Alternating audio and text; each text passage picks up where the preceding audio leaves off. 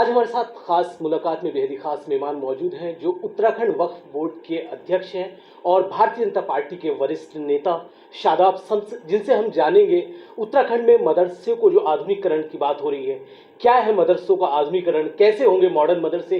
क्योंकि अभी आपको बता दें उत्तराखंड वक्फ बोर्ड की तरफ से तकरीबन 117 मदरसों को मॉडर्न बनाया जा रहा है और जिसमें पहले चरण में 4 मदरसों को मॉडर्न बनाया जाएगा। तो मेरे साथ बात करने के लिए उत्तराखंड वक्फ बोर्ड के अध्यक्ष इस टाइम मौजूद हैं शादाब शम्स। सर, टीवी 9 में बहुत स्वागत है आपका। शादाब जी, पहला सवाल तो लोग यही जानना चाहते हैं कि मॉडर्न मदरसे कैसे होंगे। मॉडर्न मदरसा एक अरबिक वर्ड है जी, और मदरसे को इंग्लिश में स्कूल कहते हैं, हिंदी में उसका डेफिनेशन विद्यालय की होती है। और हम सब जानते हैं कि जो मदरसे हैं उन मदरसों में पहले आज़ादी से पहले उन मदरसों में सामान्य ज्ञान दिया जाता था, नॉर्मल एजुकेशन होती थी। देश के पूर्व प्रधानमंत्री मनमोहन सिंह एक मदरसे से पढ़े हैं, राजनाथ सिंह जी भी कहते हैं कि वो मदरसे से पढ़े हैं, मिल्खा सिंह एक बहुत बड़े एथलीट रहे हैं, उन्होंने अपनी बायोग्राफी में बताया कि मैं मदरसे में पढ़ता था। तो इसका मतलब मदरसे में हिंदी, इंग्लिश, उर्दू सब पढ़ाई जाती थी जी। लेकिन आज बदकिस्मती देखिए कि मदरसे एक भाषा तक सीमित रह गए।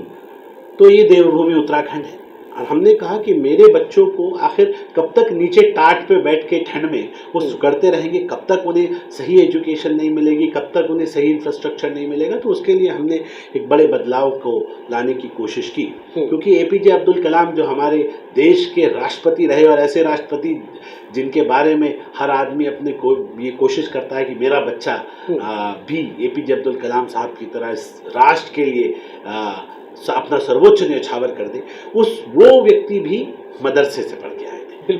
और एपीजे अब्दुल कलाम साहब एक पसमानदा मुसलमान थे, पिछड़ी जाति से आते थे। और जब एक व्यक्ति जो गरीबी से निकल के आया है और उसे मदरसे में एक ऐसी एजुकेशन मिल जाए जो उसके हिम्मतों को, उसकी कोशिशों को परवाज दे सके, मुझे लगता है कि शायद इससे बड़ी बात नहीं हो सकती। इसलिए हमने तय किया है कि हम अपने मदरसों को मॉडर्नाइज करेंगे और उसमें एनसीईआरटी का सिलेबस पढ़ाया जाएगा।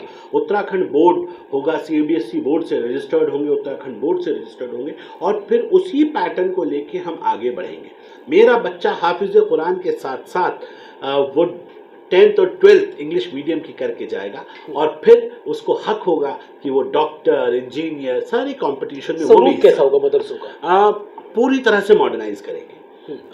उनके अंदर जैसे बाकी स्कूल्स में फर्नीचर लगता है, टेबल चेयर्स लगती है, वैसे मेरा बच्चा टेबल चेयर के ऊपर बैठेगा। उसका एक प्रॉपर ड्रेस कोड होगा, अपने ड्रेस में आएगा और मैं तो ये कहता हूँ कि सब कुछ पढ़ेगा। जो मेरे नबी ने कहा था कि अगर आपको इल्म हासिल करने के लिए चीन तक जाना पड़े तो जाओ। तो क्या चीन में मदरसा था कोई? चीन में कोई आलिम बैठे थे, कोई मौलाना बैठे थे? तो चीन में क्या था? इल्म हासिल करने के लिए, knowledge, study to gain knowledge. अब नॉलेज के लिए तो आपको सब कुछ पढ़ना पड़ेगा। अच्छा। तो मेरे बच्चे देवभूमि उत्तराखंड में रह रहे हैं तो संस्कृत भी पढ़ेंगे। हम तो ये कह रहे हैं कि अच्छा करेंगे ना, कुछ ऐसा करेंगे कि मेरा बच्चा जब निकल के आएगा, जिस भाषा में कोई उससे सवाल पूछेगा वो उस भाषा में जवाब देगा। यहाँ का हाफिज जब निकल के आएगा तो वो बताएगा कि मैं मुल्क की खिदमत के लिए वो मॉडल दूंगा कि मेरे अंदर से आपको, मेरे मॉडर्न मदरसे के एक एक बच्चे के अंदर आपको एपीजे अब्दुल कलाम साहब। अच्छा, ड्रेस कोड की आप बात कर रहे हैं तो क्या जो ये कुर्ता पजामा और टोपी, तो उस पर कुछ इफेक्ट पड़ेगा? कुर्ता पजामा हिंदुस्तानी मुस्लिम ड्रेस कोड है क्या? अरब में तो लोग कुर्ता पजामा नहीं पहनते, तो ये मुस्लिम ड्रेस कोड भी नहीं है, तो किसका ड्रेस कोड है? तो नहीं, अपनी ड्रेस कोड लोगों ने बनाए हुए हैं, हम तय करेंगे क्या अपने लोगों के साथ बैठ के कि कैसा होगा मॉडर्न मदरसा। हम तय करेंगे कि तुर्की के मदरसे कैसे हैं, तुर्की के स्कूल कैसे हैं, तो वहां तो कोट पैंट पहना जाता है, तो मेरा बच्चा क्यों नहीं पहन सकता? क्या गरीब का बच्चा, एक यतीम के बच्चे को यह अधिकार नहीं है कि वो कोट पैंट में अपने स्कूल में जाए?